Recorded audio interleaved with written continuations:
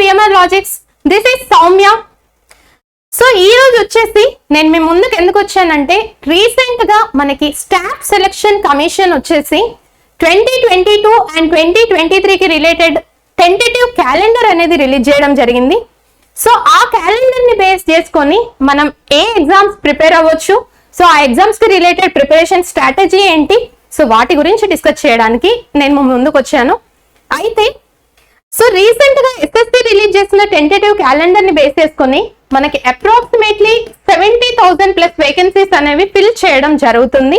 So వీటిల్లో నుండి SSC CGL, SSC CHSL, SSC MTS, so వీటికి ఎలా ప్రిపేర్ అవ్వాలి, సో ప్రిపరేషన్ స్ట్రాటజీ ఏంటి, సిలబస్ ఏంటి, సో వీటి గురించి మనం ఇప్పుడు డిస్కస్ చేసుకుందాం. సో సిజిఎల్ ఎగ్జామ్ వచ్చేసి రీసెంట్ గా రిలీజ్ చేసిన టెంటేటివ్ క్యాలెండర్ ని బేస్ చేసుకుని, సో సిజిఎల్ ఎగ్జామ్ వచ్చేసి డిసెంబర్ 2022లో కండక్ట్ చేయడం జరుగుతుంది, టైర్ 1. నెక్స్ట్ సిహెచ్ఎస్ఎల్ ఎగ్జామ్ వచ్చేసి ఫిబ్రవరి టు మార్చ్ మధ్యలో కండక్ట్ చేస్తున్నారు, 2023. అలానే ఎంటీఎస్ ఎగ్జామ్ వచ్చేసి ఏప్రిల్ టు మే మధ్యలో కండక్ట్ చేయడం అనేది జరుగుతుంది. అయితే ఈ 3 ఎగ్జామ్స్ కి సిలబస్ వచ్చేసి same, A to Z syllabus అనేది సేమ్ ఉంటుంది, బట్ లెవెల్ ఆఫ్ క్వశ్చన్స్ అనేవి కొంచెం ఎక్కువ ఉంటాయి అన్నమాట. అంటే compare to MTS, so CHSL level అనేది ఎక్కువ ఉంటుంది, compare to CHSL CGL level అనేది ఎక్కువ ఉంటుంది, బట్ ఓవరాల్ గా సిలబస్ అనేది సేమ్ ఉంటుంది. సో ఈ ఎగ్జామ్స్ కి ప్రిపేర్ అవ్వడం ఎలా? ఫస్ట్ వీటికి ప్రిపేర్ అవ్వడానికి ముందు ఫస్ట్ ఆఫ్ ఆల్ ఎవరైతే సిజిఎల్ టైర్ 1 ఎగ్జామ్ క్వాలిఫై అయ్యారో వాళ్ళందరికీ congratulations and all the best for tier 2 and tier 3. So మన VMR లాజిక్స్ నుండి చూసుకుంటే almost online and offline students కలిపి ఓవరాల్ గా 300+ స్టూడెంట్స్ ఎస్ఎస్సి సిజిఎల్ టైర్ 1 అనేది క్వాలిఫై అవ్వడం జరిగింది. అండ్ ఇప్పుడు రాబోతున్నా అంటే ఇంకొక 6 months లో సిజిఎల్ టైర్ 1 ఎగ్జామ్ అనేది ఉంది కదా, సో ఆ ఎగ్జామ్ కోసం మనకి 18th జూలై నుండి న్యూ ఆఫ్లైన్ బ్యాచ్ అనేది స్టార్ట్ అవబోతుంది అనమాట, especially for staff selection commission exams. So 18th July నుండి VMR లాజిక్స్ లో మనకి ఆఫ్లైన్ బ్యాచ్ అనేది స్టార్ట్ అవబోతుంది. సో ఆఫ్లైన్ బ్యాచ్ కి రిలేటెడ్ మీకు ఏం డౌట్స్ ఉన్నా సరే ఒకసారి VMR లాజిక్స్ ని కాంటాక్ట్ అవ్వండి. Now coming to preparation strategy. So first syllabus ఏంటి అండ్ వెయిటేజ్ ఏంటి అవి డిస్కస్ చేద్దాం. మనకి ఓవరాల్ గా 4 సబ్జెక్ట్స్ ఉంటాయి అన్నమాట. సో ఒక్కొక్క సబ్జెక్ట్ నుండి 25 క్వశ్చన్స్ అనేవి ఉంటాయి. Single question, each question carries 2 marks. అంటే జనరల్ ఇంటెలిజెన్స్ అండ్ రీజనింగ్ నుండి 25 క్వశ్చన్స్ ఉంటాయి. సో మనకి వెయిటేజ్ వచ్చేసి 50 marks. అలానే జనరల్ అవేర్నెస్ నుండి 25 క్వశ్చన్స్ ఉంటాయి, వెయిటేజ్ వచ్చేసి 50 marks. క్వాంటిటేటివ్ యాప్టిట్యూడ్ నుండి 25 క్వశ్చన్స్, సో వెయిటేజ్ వచ్చేసి 50 marks.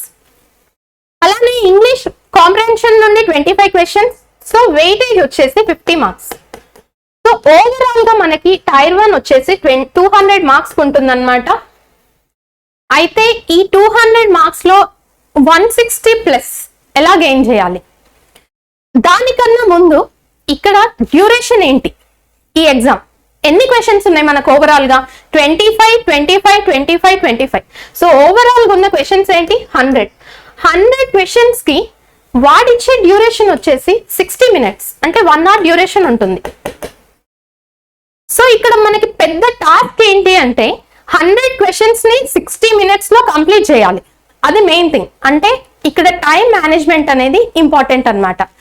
సో ప్రిపరేషన్ స్ట్రాటజీలో టైం మేనేజ్మెంట్ ఎలా చేయాలి అండ్ ఏ సబ్జెక్ట్ ఎక్కడి నుండి ప్రిపేర్ అవ్వాలి, ఎలా ప్రిపేర్ అవ్వాలి, సో దాని గురించి డిస్కస్ చేద్దాం.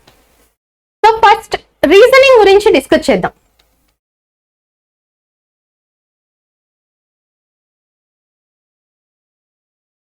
ఇప్పుడు ప్రెసెంట్ మనకున్న ఈ 4 సబ్జెక్ట్స్ లో కనుక చూసుకుంటే రీజనింగ్ అనేది చాలా చాలా easy compare to remaining subjects. And ఈ రీజనింగ్ నుండి వెయిటేజ్ అనేది కూడా మనం ఎక్కువ గెయిన్ చేయొచ్చు అనమాట. అప్రాక్సిమేట్లీ ఈజీగా కాస్త కష్టపడ్డా కూడా మనకి 46+ స్కోర్ అనేది చాలా చాలా ఈజీగా వస్తుంది. అవుట్ ఆఫ్ 50 46+ అనేది ఈజీగా గెయిన్ చేయొచ్చు. అయితే ఈ రీజనింగ్ అనేది ఎలా ప్రిపేర్ అవ్వాలి? సో మనకి ఓవరాల్ గా 25 క్వశ్చన్స్ ఉంటాయని చెప్పుకున్నాము. రీజనింగ్ లో ఉండే ఈచ్ అండ్ ఎవ్రీ టాపిక్ నుండి వన్ క్వశ్చన్ అనేది వస్తుంది అనమాట. అండ్ కంటెంట్ కూడా చాలా ఈజీగా ఉంటుంది. ఈ రీజనింగ్ ఎలా ప్రిపేర్ అవ్వాలి అంటే, సో రీజనింగ్ కి సంబంధించి ఆర్ఎస్ అగర్వాల్ బుక్, సో మనకి అప్డేటెడ్ వర్షన్ అనేది ఉంది. సో ఆర్ఎస్ అగర్వాల్ నుండి reasoning each and every topic prepare అవ్వండి. సో మీరు ఒకసారి ఫస్ట్ ప్రిపేర్ అయిన తర్వాత ఏదైనా ఒక టాపిక్ తీసుకున్నారు అంటే ఆ టాపిక్ ప్రిపేర్ అయిన తర్వాత ఎప్పుడు కానీ వాటి మీద క్వశ్చన్స్ అనేది చేయడం అలవాటు చేసుకోండి. సో ప్రాక్టీస్ కి అది ఫస్ట్ థింగ్. నెక్స్ట్ ఏంటి అంటే ప్రీవియస్ ఇయర్ క్వశ్చన్స్ అనేవి ఇక్కడ చాలా కీ రోల్ ప్లే చేస్తాయి అన్నమాట. మనం ఎస్ఎస్సిలో తీసుకుంటే ప్రీవియస్ ఇయర్ క్వశ్చన్స్ ఎప్పుడైతే 2017, 2018, 2019, 2020, 21, సో ఈ ప్రీవియస్ ఇయర్ పేపర్స్ అన్ని ప్రాక్టీస్ చేయండి. మళ్ళీ చెప్తున్నాను, ప్రీవియస్ ఇయర్ పేపర్స్ అనేవి స్టార్టింగ్ లో ఎప్పుడు ప్రాక్టీస్ చేయొద్దు. మీరు ప్రిపరేషన్ అనేది కంప్లీట్ అయిపోయిన తర్వాత ఇప్పుడు రీజనింగ్ అనేది తీసుకోండి. సో రీజనింగ్ లో each and every topic so RS Agarwal book నుండి కంప్లీట్ చేసిన తర్వాత ప్రీవియస్ ఇయర్ క్వశ్చన్స్ అనేవి చేయడం స్టార్ట్ చేయండి.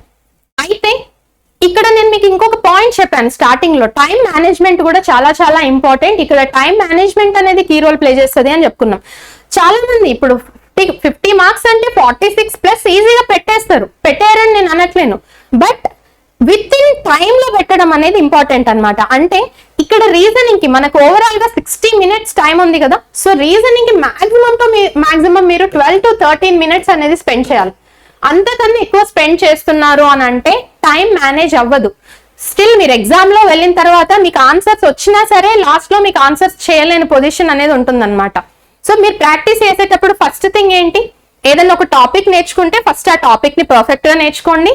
దాని తర్వాత ఆ టాపిక్ మీద క్వశ్చన్స్ అనేవి ప్రాక్టీస్ చేయండి. అది సెకండ్ థింగ్. థర్డ్ పాయింట్ వచ్చేసి ప్రీవియస్ ఇయర్ క్వశ్చన్స్. మనకి 2017 నుండి ఇప్పటి వరకు ప్రీవియస్ ఇయర్ క్వశ్చన్స్ ఎలా వచ్చాయి అనేది ఒకసారి వెరిఫై చేయండి. ఎందుకు అంటే మనకు ప్రీవియస్ ఇయర్ క్వశ్చన్స్ నుండి, ఫర్ ఎగ్జాంపుల్ ఇప్పుడు మనకి 25 క్వశ్చన్స్ కదా జనరల్ ఇంటెలిజెన్స్ అండ్ రీజనింగ్ నుండి. సో ఈ 25 క్వశ్చన్స్ లో ఈ last few years previous year papers చేస్తే ఏమవుతుంది అంటే 10 to 12 మార్క్స్ మనకు అక్కడ నుండే స్కోర్ అనేది వస్తుంది అనమాట. సో అందుకని ఇక్కడ మనకు ప్రీవియస్ ఇయర్ పేపర్స్ ప్రాక్టీస్ చేయడం అనేది చాలా చాలా important. Next fourth point, time management. మరి టైం మేనేజ్మెంట్ అనేది ఎలా చేయాలి? సో టైం మేనేజ్మెంట్ అనేది చేయాలి అంటే సబ్జెక్ట్ వైజ్ క్విజ్లు అనేవి ప్రాక్టీస్ చేయాలి. క్విజ్ అనేది చాలా చాలా ఇంపార్టెంట్. మీరు డైలీ ఒక టాపిక్ కి రిలేటెడ్ గా క్విజ్ అనేది రాస్తూ ఉండండి. సో ఒక టాపిక్ తీసుకోండి, 7 to 8 minutes క్విజ్ ఉంటుంది. సో ఆ క్విజ్ అనేది రాయడం అలవాటు చేసుకోండి. ఇది రీజనింగ్ కి రిలేటెడ్. సో రీజనింగ్ నుండి ఏంటి, మీరు first RS Agarwal book practice చేసి నెక్స్ట్ ప్రీవియస్ ఇయర్ క్వశ్చన్స్ చేశారు అని అంటే, and time management. So time అనేది ఎలా ఉండాలి, మీరు ఎగ్జామ్ లో maximum 12 to 13 minutes, so maximum to maximum 13 minutes వరకు మాత్రమే ఈ 25 క్వశ్చన్స్ కంప్లీట్ చేసేలాగా ప్రాక్టీస్ చేయాలి. సో దానికోసం సబ్జెక్ట్ వైజ్ క్విజెస్ ఉంటాయి. సో వాటిని రాయడం అలవాటు చేసుకోండి. నెక్స్ట్ వచ్చేసి జనరల్ అవేర్నెస్.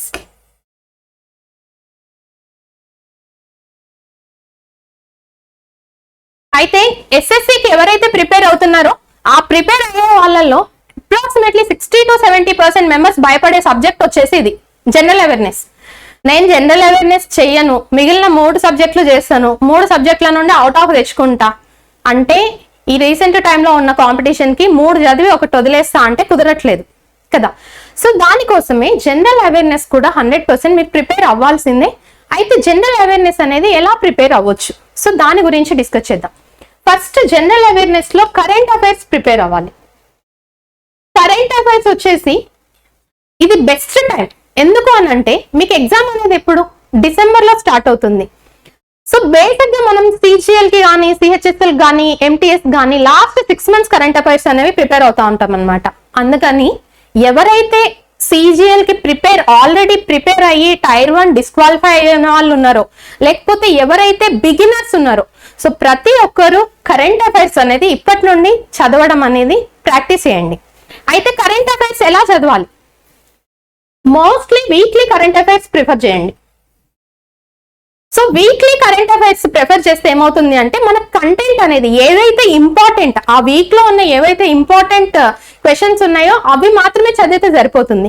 సో డైలీ చదవాలి అంటే డైలీ మనకు ఓవరాల్ గా 15 to 20 కరెంట్ అఫైర్స్ అనేది ఫామ్ అవుతా ఉంటాయి. సో డైలీ చదవడం కన్నా నేను చెప్పేది ఏంటి అంటే వీక్లీ తీసుకున్నారనుకోండి, వీక్లీ మనకు ఓవరాల్ గా ఒక 20 to 30 ఇంపార్టెంట్ కరెంట్ అఫైర్స్ అనేవి ప్రాక్టీస్ చేశారు అంటే ఈజీగా ఉంటుంది. అయితే కరెంట్ అఫైర్స్ అనేవి ఎక్కడి నుండి ఎక్కువ ప్రాక్టీస్ చేయాలి? ఒకటి మనకు వచ్చేసి వీక్లీ కరెంట్ అఫైర్స్ కావాలి అంటే ప్రాక్టీస్ మాక్ అనేది ఉంటుంది. సో ప్రాక్టీస్ మాక్ నుండి ప్రాక్టీస్ చేయొచ్చు. నెక్స్ట్ మనకి యూట్యూబ్ లో చాలా దొరుకుతూనే ఉంటాయి. సో వీక్లీ కరెంట్ అఫైర్స్ అనేసి, సో ఒక్కసారి వీక్లీ కరెంట్ అఫైర్స్ ఇప్పుడు July 1st to 7th అయిపోగానే, so July 1st to 7th weekly current affairs ని నోట్స్ ప్రిపేర్ చేయండి. చాలా చాలా ఇంపార్టెంట్. ఇక్కడ నోట్స్ ప్రిపేర్ చేస్తే మీకు ఐడియా ఉంటుంది. మీ నోట్స్ మీరు చూసుకుంటే ఏంటి అంటే ప్రిపరేషన్ అనేది ఈజీ అవుతుంది అనమాట. సో ఇది కరెంట్ అఫైర్స్ కి related. So weekly current affairs అనేవి ప్రాక్టీస్ చేయండి. Next general science. General science కానీ జనరల్ అవేర్నెస్ కానీ అంటే స్టాటిక్ జీకే, సో ఇవన్నింటికి బెస్ట్ బుక్ ఏంటి అంటే ల్యూసెంట్. సో ల్యూసెంట్ బుక్ నుండి ప్రిపరేషన్ అనేది స్టార్ట్ చేయండి. బుక్ లో నుండి మెయిన్ ఏంటి అంటే ఫస్ట్ మనకి కంటెంట్ అనేది ఉంటుంది. సో డెఫినెట్ గా కాన్సెప్ట్ అనేది ఇంపార్టెంట్. మీరు ఏది ప్రిపేర్ అయినా సరే, ఫర్ ఎగ్జాంపుల్ ఫిజిక్స్ ప్రిపేర్ అయినా, కెమిస్ట్రీ ప్రిపేర్ అయినా, బయో ప్రిపేర్ అయినా, కాన్సెప్ట్ అనేది ఇంపార్టెంట్. మీరు ఒక్కసారి కాన్సెప్ట్ అనేది చదివారు అంటే బ్యాక్ సైడ్ క్వశ్చన్స్ అనేవి ఉంటాయి. సో వాడు ఎలాంటి క్వశ్చన్స్ ఇచ్చినా సరే ఈజీగా చేయొచ్చు. సో జనరల్ సైన్స్ కోసం and general awareness static GK కోసం నేను రెఫర్ చేసేది ఒకటి ఏంటి అంటే ల్యూసెంట్. ఇది స్టాండర్డ్ బుక్ అన్నమాట. సో దాని నుండి ప్రిపేర్ అయ్యారు అని అంటే మనకి జనరల్ అవేర్నెస్ లో అట్లీస్ట్ 20+ ఈజీగా స్కోర్ చేయొచ్చు అనమాట. ఒకటి current affairs, general science and general awareness. Current affairs weekly current affairs ఇప్పటి నుండే స్టార్ట్ చేయండి. సో July 1st నుండి 7th కి, అలానే July 8th నుండి 15th కి అలా కరెంట్ అఫైర్స్ అనేవి మీరు మంచిగా నోట్ డౌన్ చేసుకోండి. Next general science and general awareness కి వచ్చేసి ల్యూసెంట్ బుక్ అనేది ఫాలో అవ్వండి. దాంట్లో కూడా ఏం కీ పాయింట్స్ ఉన్నాయి అంటే రిపీటెడ్ ఏవి కనిపిస్తున్నాయి, సో ఆ కీ పాయింట్స్ ని కూడా నోట్స్ అనేది ప్రిపేర్ చేసుకోండి. ఎందుకు అంటే మీకు 6 months టైం ఉంది. ఇప్పుడు మీరు ప్రిపేర్ చేసుకునే నోట్స్ మీద డిపెండ్ అయ్యే మీరు లాస్ట్ లో ప్రిపరేషన్ అనేది ఈజీగా ఉంటుంది అనమాట. సో ఇలా ప్రిపేర్ అయ్యారంటే మీకు ఇక్కడ ఈజీగా 20+ అనేది స్కోర్ చేయొచ్చు. ఎందుకు అంటే చాలా మంది జనరల్ అవేర్నెస్ లోనే 12 marks 13 marks అన్ని బాగానే వస్తాయి. మనకి రీజనింగ్ 50 వస్తుంది, క్వాంట్ 50 వస్తుంది. ఇంగ్లీష్కి వచ్చేసరికి మనం డిస్కస్ చేద్దాం. నేను తెలుగు మీడియం బ్యాక్గ్రౌండ్ కదా అనొచ్చు చాలా మంది. సో ఇంగ్లీష్ డిస్కస్ చేద్దాం. ఇంగ్లీష్ కూడా 50 marks వస్తాయి. బట్ పోగొట్టేది ఇక్కడ జనరల్ అవేర్నెస్ దగ్గర తగ్గిపోద్ది అనమాట. సో దాని గురించే మీరు ఇప్పటి నుండే ప్రాక్టీస్ అనేది స్టార్ట్ చేయండి. ఓకే, జనరల్ అవేర్నెస్ నేను ఇప్పుడు ఏం చెప్పానో అలా ప్రాక్టీస్ చేస్తారో అయిపోతుంది. బట్ ఎగ్జామ్ దగ్గరకు వచ్చేసాక ఎంత డ్యూరేషన్ లో ఈ టాపిక్ ని కంప్లీట్ చేయాలి? జనరల్ అవేర్నెస్ అంటే ఏంటి? మీరు క్వశ్చన్ చూడడం ఆన్సర్ పెట్టడం, క్వశ్చన్ చూడడం ఆన్సర్ పెట్టడం, అంతే కదా. సో మాక్సిమం 25 questions ని 8 minutes లో కంప్లీట్ చేసేలాగా చూసుకోండి.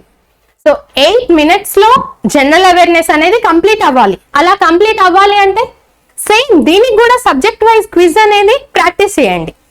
సబ్జెక్ట్ వైజ్ క్విజ్ అనేది మీరు ఎప్పుడు డైలీ సబ్జెక్ట్ వైజ్ క్విజ్ రాస్తుండడం వల్ల ఏమవుతుంది అంటే ఫస్ట్ థింగ్ టైం అనేది మేనేజ్ అవుతుంది. ఇంకా ఎవరైనా చేయకపోయి ఉంటే, ఇప్పటికే ఎవరైనా ఆల్రెడీ Tier 1 క్వాలిఫై అయిన వాళ్ళు ఉంటారు అంటే వాళ్ళు ఆల్రెడీ సబ్జెక్ట్ వైజ్ క్విజెస్ రాసి ఉంటారు. బట్ ఇప్పుడు ఎవరైతే బిగినర్ స్టార్ట్ చేస్తున్నారో ఒక 10 days నేను చెప్పినట్టు సబ్జెక్ట్ వైజ్ క్విజ్ అనేది రాయడం ప్రాక్టీస్ చేయండి. అంటే మీరు ఇప్పుడు ఒక టాపిక్ నేర్చుకోగానే దానికి రిలేటెడ్ సబ్జెక్ట్ వైజ్ క్విజ్ అనేది రాయడం అలవాటు చేసుకోండి. విత్ ఇన్ 10 days లో మీకే ఐడియా వస్తుంది అనమాట, అంటే నా స్పీడ్ అనేది ఇంత ఇంప్రూవ్ అవుతుందా అనేసి. సో అది మర్చిపోవద్దు. నెక్స్ట్ ఇక్కడ కూడా మనకి జనరల్ సైన్స్ నుండి ఫిజిక్స్, కెమిస్ట్రీ, బయో నుండి మనకి రిపీటెడ్ క్వశ్చన్స్ వస్తూ ఉంటాయి అనమాట. సో అందుకని ఇక్కడ కూడా ప్రీవియస్ ఇయర్ క్వశ్చన్స్ ని మర్చిపోకండి. So previous year questions at least 2017 నుండి అన్ని డౌన్లోడ్ చేసి అవి ఒకసారి రివైజ్ చేసుకోండి. సో ఇది జనరల్ అవేర్నెస్ కి related strategy. Next coming to third subject, quantitative aptitude. So aptitude preparation strategy కనుక చూసుకుంటే మనకి ఇప్పుడు మార్కెట్లోకి మండే నుండి మార్కెట్లోకి విఎంఆర్ సార్ బుక్ అనేది రిలీజ్ అవుతుంది అనమాట. సో విఎంఆర్ లాజిక్స్ నుండి. సో ఈ బుక్ లో ఈచ్ అండ్ ఎవ్రీ టాపిక్ కి విఎంఆర్ సార్ చెప్పే షార్ట్ కట్స్ అనేవి క్లియర్ గా మెన్షన్ చేయడం అనేది జరుగుతుంది.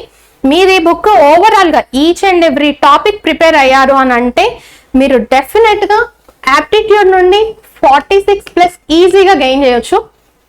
అయితే ఇక్కడ ఏంటి అంటే మనం Tier 1 లెవెల్ కనుక చూసుకుంటే క్వాంటిటేటివ్ యాప్టిట్యూడ్ అనేది చాలా ఈజీగా ఉంటాయి అన్నమాట క్వశ్చన్స్ అనేవి. మనకి ఈ బుక్ నుండి easy, moderate, difficult level questions అనేవి ఇవ్వడం జరిగింది.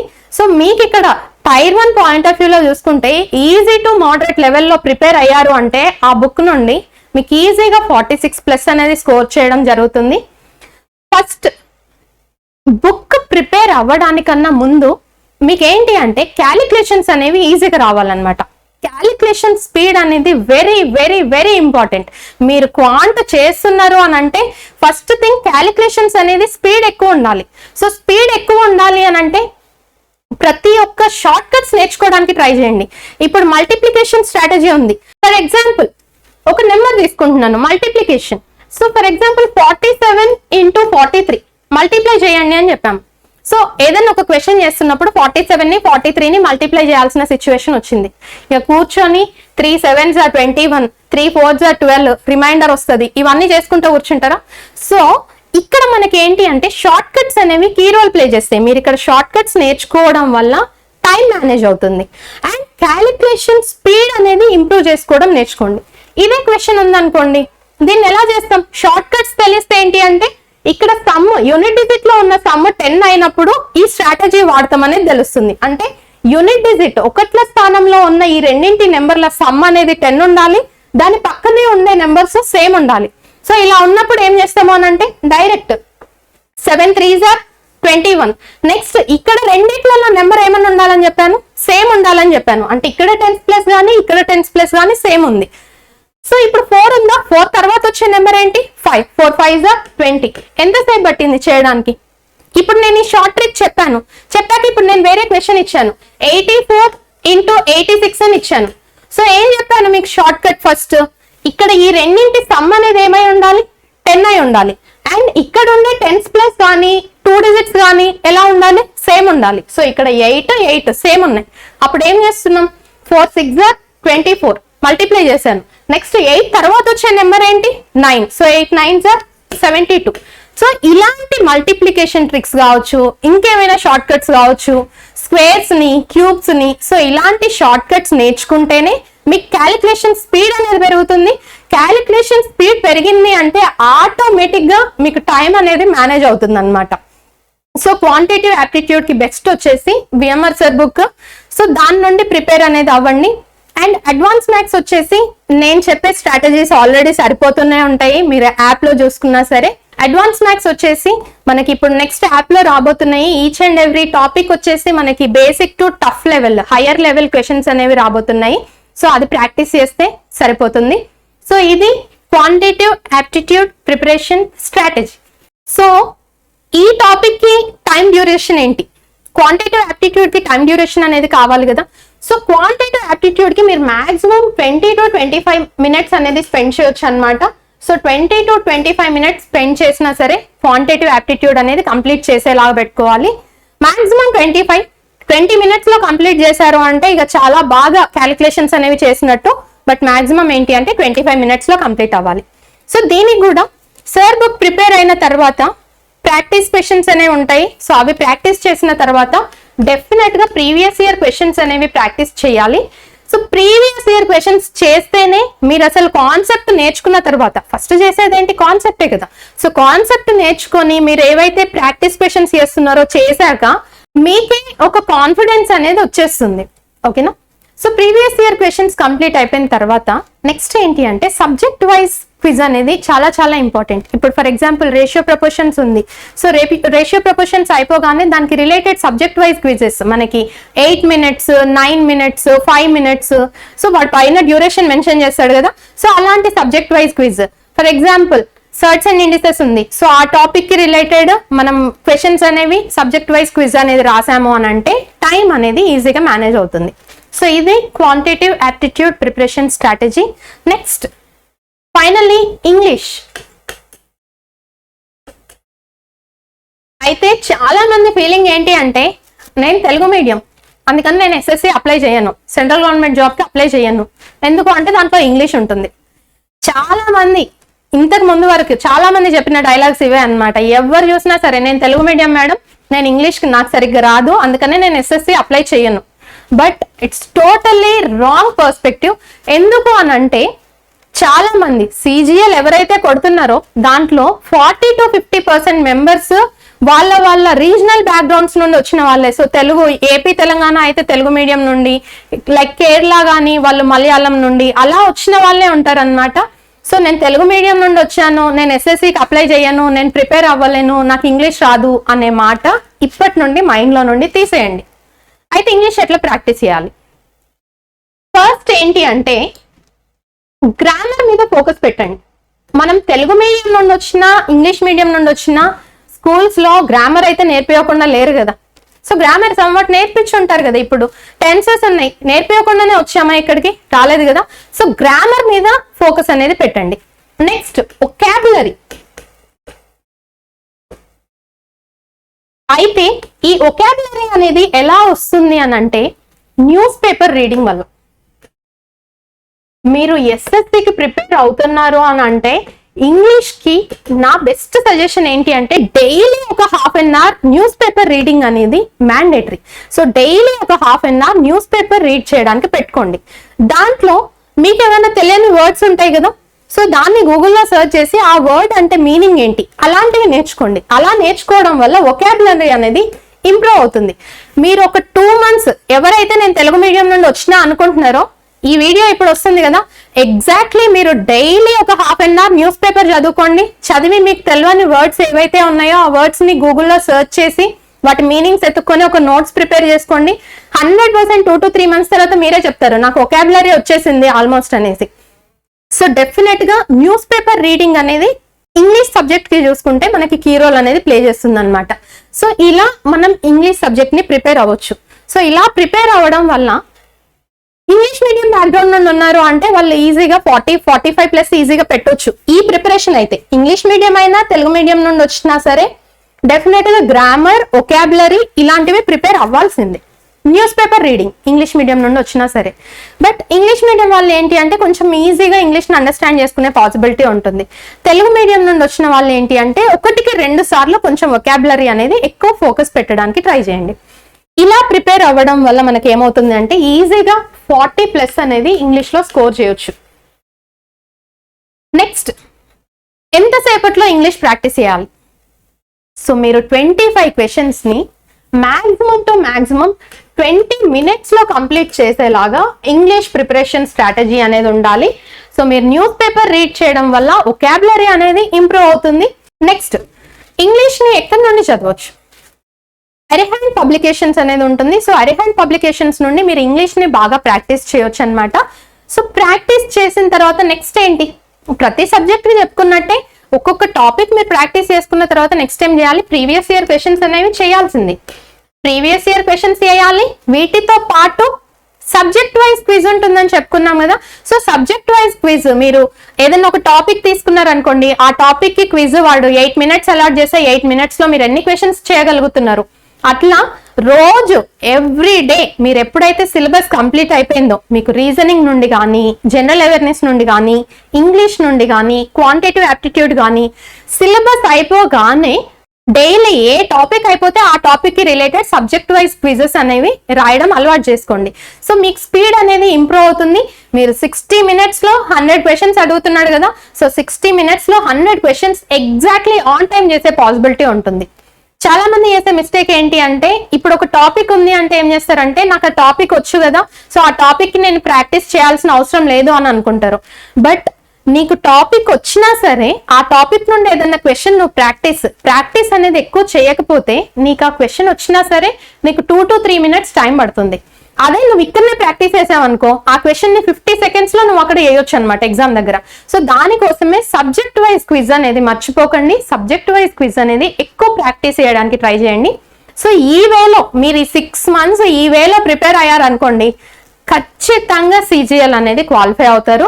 మీకు అందరికీ తెలిసిందే మంచి సెంట్రల్ గవర్నమెంట్ జాబ్. సో దీనికోసం ప్రిపరేషన్ అనేది ఇప్పటి నుండే స్టార్ట్ చేయండి.